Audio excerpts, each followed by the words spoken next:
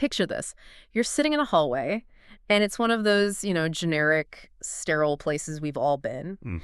You're on a hard plastic chair that was, like, definitely designed by someone who holds a deep grudge against the human spine. Oh, for sure. The walls are that nondescript institutional shade of white scuff marks at knee height, flickering fluorescent light overhead, and there's that smell. You know the one I'm talking about. It's so distinct, isn't it? That sharp disinfectant trying to mask scale coffee in old magazines. Yes, It's the universal scent of waiting for news. that's the one. It's a setting that just instantly puts your nervous system on high alert. It strips away all the noise of your daily life, the emails, the commute, the dinner plans, your podcast queue, and it just leaves you with reality, a very stark, uncomfortable reality. It's a vacuum. Mm-hmm. And in our source material for today, an article titled The High Cost of Later, there's a character sitting in this exact spot. He's a son waiting there with his father. And what struck me immediately about how the author sets this scene is that it isn't dramatic in, like, the Hollywood sense. Yeah. There's no screaming, no rushing gurneys, no blaring alarms. It's just still. But that stillness is almost worse, isn't it? When things are chaotic, you have something to react to. When it's still, you just have to sit with your thoughts. Exactly. The text describes it as a countdown without numbers, which is a terrifying phrase if you really let it roll around in your brain for a second. A countdown without numbers. Yeah, that creates this immediate tension. You know something is ending or changing, but you don't see the digits ticking down. You don't know when the clock hits 0. Mm. So, welcome to the deep dive. Today, we are unpacking this piece, The High Cost of Later. And I want to be clear right up front because that intro was heavy. This isn't a story meant to scare you. Right. The author actually says explicitly, this is not a story meant to scare you. It's meant to wake you up. Yeah. It's a wake-up call about a specific word, a word we use constantly, usually without a second thought. Probably the most deceptive word in the English language. Riches. Later. It sounds so harmless, I'll do it later. Let's catch up later. It's the procrastination safety blanket. Mm-hmm. But the mission of this deep dive is to basically take a sledgehammer to that word. Right. We want to dismantle the lie that we have infinite time. And more importantly, we want to understand the mechanics of regret, because the source makes a very compelling and somewhat counterintuitive argument. Which is that regret isn't what? Big and loud? Exactly. It doesn't usually happen because of some massive catastrophic explosion in your life. It happens through quiet postponement. It happens in the margins. So let's get into the psychology of this. Let's unpack this concept of later. The source defines it in a way that felt, I have to say, uncomfortably familiar to me. Mm-hmm. It says later is the time we mentally allocate for when things calm down, or, when we feel more confident. It's the mythical someday. In psychology, we refer to this as hyperbolic discounting. It's a cognitive bias where we choose smaller, immediate rewards like relaxing now over larger later rewards. Okay. But there's another layer to it called the projection bias.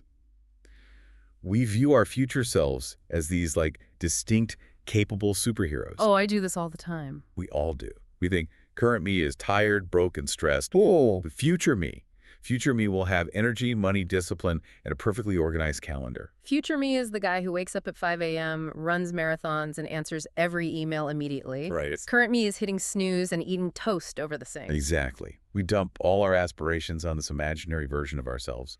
And the trap, as the source points out, is that later feels safe. It feels responsible. Yes. When you say, I'll deal with my health later, or I'll pursue that passion project later when work settles down, you don't feel like you're quitting. You feel like you're managing. You feel like you're prioritizing. That's the seductive part. You feel like an adult. You're not saying no to your dreams. You're just saying not right now. You're just saying not right now. It feels like control. Yeah. You're keeping the options open. But that feeling of control is the illusion. It's a mirage. The source hits us with a reality check right in the beginning. What does it say? Later felt infinite until it didn't. That transition until it didn't is where the story pivots from, philosophy to reality. Let's go back to that hospital hallway. The son is looking at his father, and he notices something heartbreaking. He says his father looks smaller than he remembered and quieter. It's that jarring moment when the parent figures, who always seem larger than life, almost immortal in our childhood brains, suddenly reveal their biological mortality. Yeah. They're sitting there waiting for news from a doctor. And the doctor hasn't even said anything terrifying yet. but the weight of the potential news is crushing them. And in that silence, the father says something. And honestly, if you take nothing else away from this deep dive, take this sentence. He breaks the silence and says, funny thing about time, you don't notice it leaving until it's almost gone. It's just devastatingly accurate. You don't notice it leaving until it's almost gone. Why does that land so hard? Is it because we think we will notice? I think so. It implies that time is silent. It doesn't make a sound when it exits. We expect a warning bell. We expect a 2-minute warning like in a football game. Right, some kind of signal. We think there will be a clear signal that we are entering the final quarter of a relationship or a career or a life phase, but there isn't one. It just evaporates. You look up and the season is over. That line landed on the son and on me like a physical weight. It forces you to look at how we accumulate regret. Because I think we tend to think of regret as this big, loud thing, like, oh, I shouldn't have bought that lemon of a car. Right. Or I shouldn't have taken that job in accounting. Precisely. We tend to focus on what psychologists call errors of commission. Mistakes we made by doing something. We acted, and it went wrong. Those sting, sure. But the source argues the opposite. It says the deep, haunting regret isn't loud. It doesn't announce itself. It comes from errors of omission. The things we didn't do. Right. The source lists these explicitly. It says regret accumulates in chances not taken, in words not spoken, and in risks avoided. So it's the silence that haunts you, not the noise. Yes, exactly. It's the invisible cost of waiting. The text lists the specific losses that happened while we were waiting for it later. It says dreams lose urgency, health loses priority, relationships lose attention. That last one. It's not that you destroy the relationship with a massive fight, it's just that you let the attention evaporate. And that leads to a profound distinction the author makes. Slowly, life becomes something you manage rather than something you live. I want to double-click on that. Managing versus living. Because, playing devil's advocate here, I have to manage my life. I have bills, logistics, schedules, car maintenance. If I don't manage it, I end up homeless. Is the source saying we shouldn't do that? No, absolutely not. You have to manage life to some degree or you end up in chaos. Yeah. But the source is warning about the ratio. The balance. It's about when maintenance mode becomes the only mode. Think of it like a museum curator. You can spend all your time organizing the exhibit, polishing the glass cases, printing the labels, Checking the humidity levels. But if you never actually stop to look at the art, you've missed the point of the museum. That's a great analogy. We're keeping the machine running, but we forget to drive the car. We are so obsessed with the logistics of existence that we miss the experience of it. Exactly. And the Force points out that this administrative mode is where the common regrets stem from. It actually lists what people regret most, and it aligns perfectly with research on end-of-life regrets, like the work done by Bronnie Ware. Yeah, let's run through those, because they are... I wish I checked my email more often. Definitely not. The source claims people don't regret the risks they took. They regret the risks not taken. Yeah, okay. They don't regret the mistakes. They regret the silence. They don't regret the effort. They regret the hesitation. And the stinging realization, as the source puts it, is that all these regrets have one thing in common. What's that? They were preventable. That's the kicker. Yeah. Preventable. If a meteor hits your house, that's tragedy. It's inevitable. You can grieve it, but you don't necessarily regret it because you had no agency. Right. But knowing you could have just spoken up or made the move or bought the ticket, and you didn't because you were waiting for a better time, that is what haunts you. This brings us to what I call the mirror effect in the story. The son is sitting there watching his father, and we learn the father was a classic provider. He worked late, missed dinners, postponed vacations, always waiting for things to settle. And the son looks at his father, and then he looks internally. And he realizes he's doing the exact same thing. He's repeating the pattern. The source describes the pattern with a phrase that I think defines modern adulthood. What's the phrase? Always preparing, never arriving. Always preparing, never arriving. Wow, that hits home hard. We are always getting ready to live. We're getting our finances in order, getting our career to a certain level, getting our house renovated. Right. We are preparing for this future life where we can finally be happy and present. But we never actually arrive at that destination. It's what behavioral scientists might call the arrival fallacy. We think once we hit a metric, we'll be happy. But the horizon line just moves as you approach it. Yeah. The source describes this paradox of being busy but not fulfilled, responsible but disconnected, alive but not present. It connects back to the danger of Someday. Why is someday so dangerous? It feels hopeful, right? Someday I'll write that book. It sounds optimistic. It masquerades as optimism, but it's actually a It's sedative. a sedative. How so? Because someday has no deadline, it requires no action today. It pacifies your ambition. It tells you you're a person who values writing without requiring you to actually write a single word. Uh, It allows you to maintain the identity of a writer or an adventurer or a good friend without doing the work that those identities require. so it's an ego protection mechanism. Bingo. And we buy into this myth, the myth of more time. The source argues that time doesn't expand just because you're busy, and it doesn't wait for you to be ready. There's also an interesting observation here about the perception of time. The source explains why years feel shorter as we age. We've all felt this, right? Summer used to last forever. Now a year feels like 20 minutes. Right. And it's not just a feeling. There's actual science to this. The author theorizes it's because attention disappears. Tension disappears. In psychology, this is often linked to the holiday paradox or the oddball effect. Yeah. Basically, the brain encodes novelty. When you are young, everything is new. Your first kiss, your first car, your first heartbreak. The brain is writing dense, rich memories because it's learning the world.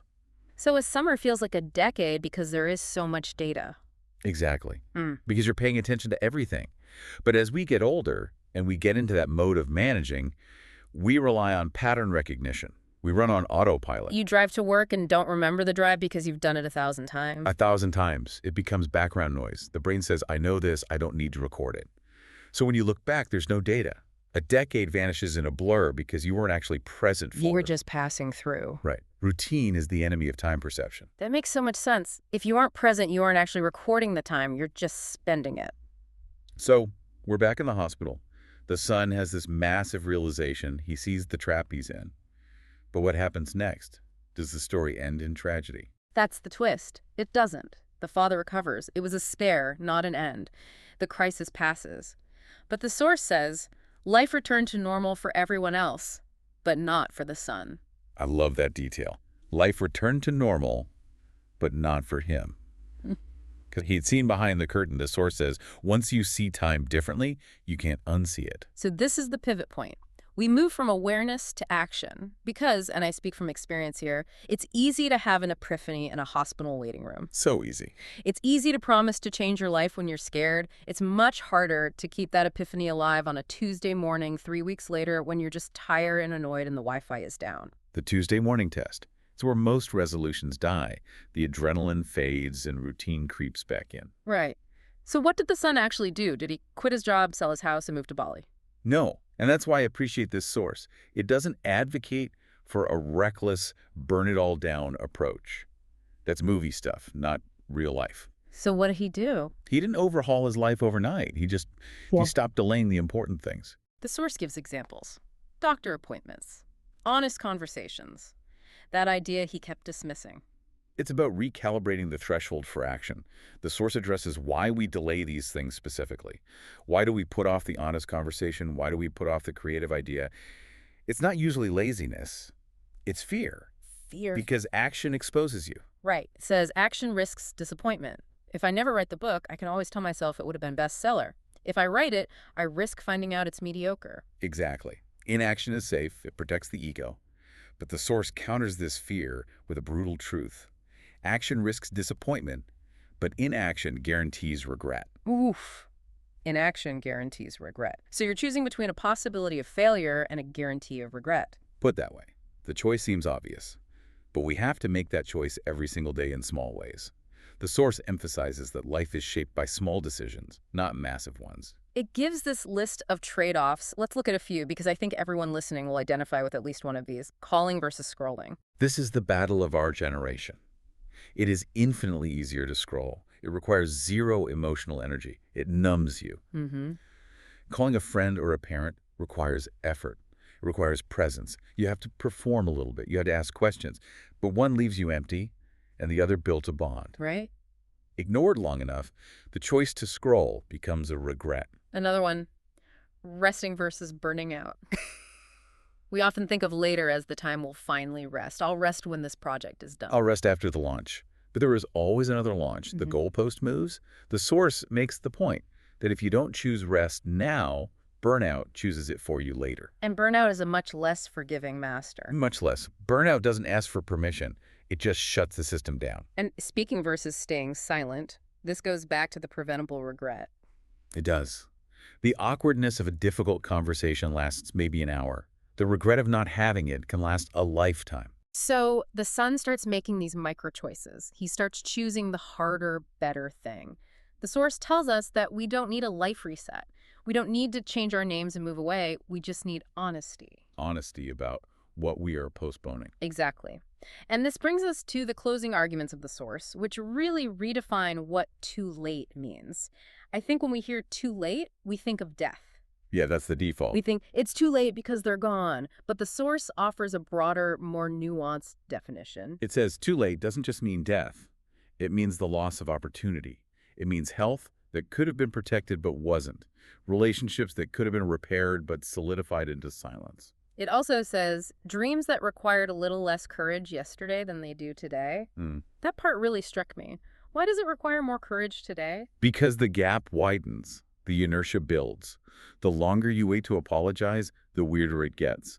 The longer you wait to start a business, the more established you are in your current path, and the riskier it feels to jump. So that's the high cost of later. That is the high cost of later. The price goes up every day you wait.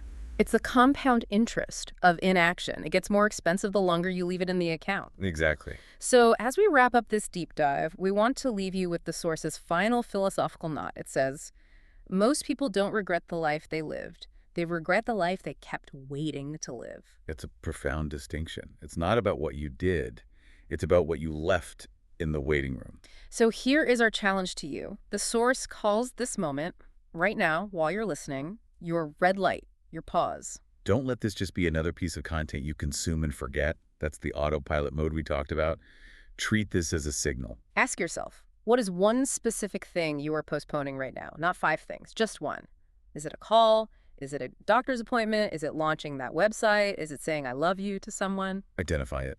And treat this deep dive as your permission to stop waiting. Because as the father said in that quiet hallway, you don't notice time leaving until it's almost gone. Don't let too late be the lesson that teaches you what now could have been. Thanks for diving deep with us. Take care and take action.